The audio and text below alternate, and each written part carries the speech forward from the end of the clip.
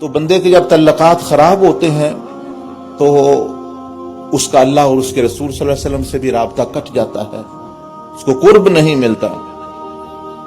تو یہ بہت بڑی مشکل ہے. بہت سارے بندوں کی یہی پرابلم آئی ہوئی، پریشانی، کہ وہ کہتے ہیں کہ ہم تو ٹھیک ہے، ہم تو اللہ پاک کو چاہتے ہیں، لیکن یہ درمیان میں فلاں بندہ ہمیں تنگ کر رہا ہے، فلاں نے ہمارے خلاف کیس کر دیا، فلاں ہمارے پوچھ نہیں رہا، میری بیوی ناشکری ہو گئی ہے، کوئی کہہ رہا ہے رشتہ دار یہ ہو گیا وہ ہو گیا. تو یہی سوال جو ہے امام احمد بن حنبل رحمۃ اللہ علیہ سے کسی نے کیا کہ حضرت آپ کو اللہ پاک نے 10 لاکھ حدیثیں زبانی یاد رکھنے کی توفیق دی ہے. آپ جس بندے کو 10 لاکھ حدیث زبانی یاد ہے، وہ جب بولتا ہے تو اس کے پیچھے لاکھوں حدیثیں بول رہی ہوتی ہیں. اس طرح نہیں کہ انٹرنیٹ پر اس کتاب میں 2-4 پڑھی، اس کے پیچھے وہی 5-7 حدیثیں، اور وہ بھی مفہوم صحیح نہیں سیکھا ہوتا، تو اس لیے جو ہے وہ بندہ بھٹکتا ہے. ایسی ہستیاں جن کو 10 لاکھ حدیث کہتے ہیں کہ ان کو یاد تھی، اور شیخ عبد القادر جیلانی رحمۃ اللہ ان کو اپنا امام مانتے. ایسی ہستیاں، امام بخاری ان کو اپنا امام مانتے ہیں. تو ایسے حضرات جب بولتے ہیں تو پیچھے لاکھوں حدیثیں اور ہزاروں قرآن مجید کی آیتیں بول رہی ہوتی ہیں. میرے آپ کی طرح نہیں کتاب میں نما، اچھا ہم نے تو آج سے سنا ہی نہیں، یہ بھی حدیث ہے، اچھا تو اس طرح کی بات نہیں. اور پھر یہی نہیں بلکہ اس کا پورا مفہوم بھی ان کے ذہن میں ہوتا ہے کہ حضور علیہ السلام کی کیا مراد تھی. تو وہ شخص نے پوچھا کہ حضرت کوئی ایسا بھی کوئی نسخہ ہے کہ بندے جو ہیں یہ میرے اور رب کے درمیان رکاوٹ نہ بنے؟ میں تو چاہتا ہوں، میں تو نماز ذکر عبادت کر رہا ہوں، لیکن اس کے ساتھ لڑائی ہو گئی، بیوی خوش نہیں، بچے خوش نہیں، رشتہ دار خوش نہیں، دوست یار ہیں وہ خوش نہیں، کچھ نہ کچھ ہوتا رہتا ہے.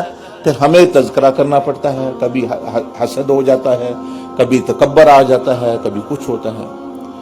امام احمد بن حنبل رحمۃ اللہ نے جو ارشاد فرمایا، وہ میں اپنی تشریح کر رہا ہوں ان کے قول مبارک کی. انہوں نے فرمایا گویا 5 چیزیں کر لو بندوں سے نجات حاصل ہو جائے گی. بندہ کبھی آپ رکاوٹ نہیں بنے گا تیرے اور رب کے درمیان، تیرے اور نبی علیہ السلام کے درمیان. ہے جی حضرت وہ کیا ہے، وہ 5 چیزیں کیا ہیں؟ فرمایا پہلی بات تو یہ ہو سکے اگر اللہ پاک نے تمہیں نعمت مال دیا ہوا ہے، کوئی پیسہ دیا ہوا ہے، دولت دی ہوئی ہے، خرچ کیا کرو لوگوں پر، لیکن ان سے کبھی نہ طلب کرنا نہ امید رکھنا مال کی. دوسرا فرمایا کہ اگر اللہ پاک نے تمہیں توفیق دی ہے، دوسرا کوئی حاجت مند آ جاتا ہے تمہارے پاس، یا کسی رشتہ دار کو ضرورت ہے، تم ان لوگوں کی حاجات پوری کر دیا کرو، لوگوں کی حاجتیں پوری کریا. کوئی کہتا ہے برمنگھم کاؤنسل میں میرے ساتھ چلو، کوئی کہتا ہے جی میری شادی میں میری مدد کریں، کوئی کہتا ہے جی میرے گھر میں میری مدد کریں، یہ فارم بھر دیں، یا کوئی اور بڑی بڑی باتیں ہیں. لوگوں کے پاس وسائل ہوتے ہیں. تو فرمایا کہ جب اہل حاجات تمہارے پاس آئیں تو تم ان کی حاجات کو پوری کر دیا کرو، لیکن کبھی ان سے اپنی حاجت کی توقع نہ رکھنا. تیسرا فرمایا کہ اگر کوئی پریشان حال تمہارے پاس آ جائے، اپنی مشکل لے کے، کوئی پرابلم لے کے آ جاتا ہے، مشکلات آتی رہتی ہیں لوگوں کو، تو ہو سکے اور تمہارے پاس صلاحیت ہے تو لوگوں کی پرابلمز کو حل کرو، لوگوں کی مشکلوں کو دور کرو، لیکن اپنی مشکلیں ان کے سامنے مت رکھنا، اور نہ طلب کرنا، نہ ڈیمانڈ کرنا. اگر کر دیں وہ تو اللہ کا شکر ادا کرنا ان کا بھی، لیکن تمہاری طرف سے یہ کوئی ڈیمانڈ نہ ہو جی میں فلاں کے مشکل میں کام آیا تھا، فلاں کا ویزا میں نے لگوایا تھا، اس کے پاس کپڑے بھی نہیں تھے، اب میری اس نے مدد نہیں کی. یہ اچھے لوگوں کا رویہ نہیں ہے، ذہن نہیں ہے، وہ اس طرح کے ذہن کے مالک نہیں ہوتے. اور چوتھی فرمایا کہ چوتھی چیز یہ کہ یہ جان لو کہ لوگوں کی طرف سے تمہیں تکلیف پہنچے گی. آئے دن تمہیں طرح طرح کے تانے، طرح طرح کی اذیتیں، طرح طرح کے الزامات اور طرح طرح کی چیزیں وہ پہنچتی رہیں گی. فرمایا کہ انبیاء اکرام بہت پاک لوگ ہیں، اور وہ کوئی گناہ نہیں کرتے، وہ معصوم ہوتے ہیں، ہر صغیرہ کبیرہ سے کسی کے ساتھ زیادتی نہیں کرتے، تو ان کو بھی تکلیفیں پہنچتی رہی ہیں لوگوں سے۔ تو فرمایا میں اور آپ کون ہیں کہ ہمیں نہ پہنچے؟ تو لوگ زیادتی کرتے رہیں گے، تھوڑی بہت کسی نے کمی کوتاہی کر دی، اذیتیں پہنچتی رہیں گی، لیکن تمہاری طرف سے واپس کوئی اذیت ان کی طرف نہ جائے۔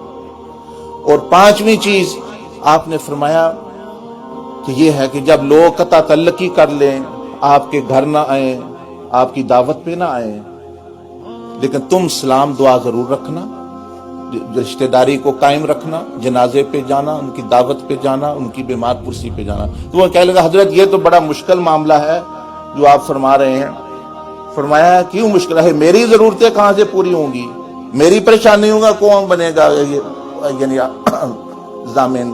اور میری حاجات جو ہے وہ، فرمایا وہ ضامن تم ضرور ہے کہ مخلوق کے سامنے تم نے گھٹنے ٹیکنے، تم نے ان کے قدموں میں پڑنا ہے۔ جب ایک بڑی ذات تمہیں دینے والی ہے تو تم ضرور دعا یہ کراتے ہو۔ آپ نے سنا ہوگا جی حضرت صاحب دعا کرنا اللہ اپنا محتاج رکھے، کسی کا محتاج نہ کرے۔ دعا یہ کرتے ہو کسی کا، وہ پھر امیدیں بھی ان سے، دعا یہ کراتے ہو کہ کسی کا محتاج نہ کرنا یا اللہ، تو پھر یہ اس نے یہ نہیں کیا، اس نے وہ نہیں کیا، اس نے یہ نہیں کیا۔ فرمایا نہیں، پھر اب تم لوگوں کی کر رہے ہو تو اللہ پاک اپنے پاس سے تمہاری حاجات جو ہے پوری کرے گا، تمہاری پریشانیاں دور کرے گا، تمہیں وہاں سے رزق دے گا جہاں سے تمہیں امید بھی نہیں۔ تم بس لوگوں کے سامنے ون وے ٹریفک رکھو، ان کو صرف دو، حاجات پوری کرو، مال دو، لو نہیں ان سے، لو اللہ سے۔ اللہ پھر جس کو بھی ذریعہ چاہے۔ کیوں؟ فرمایا کہ مخلوق لے کے خوش ہوتی ہے، خالق دے کر خوش ہوتا ہے۔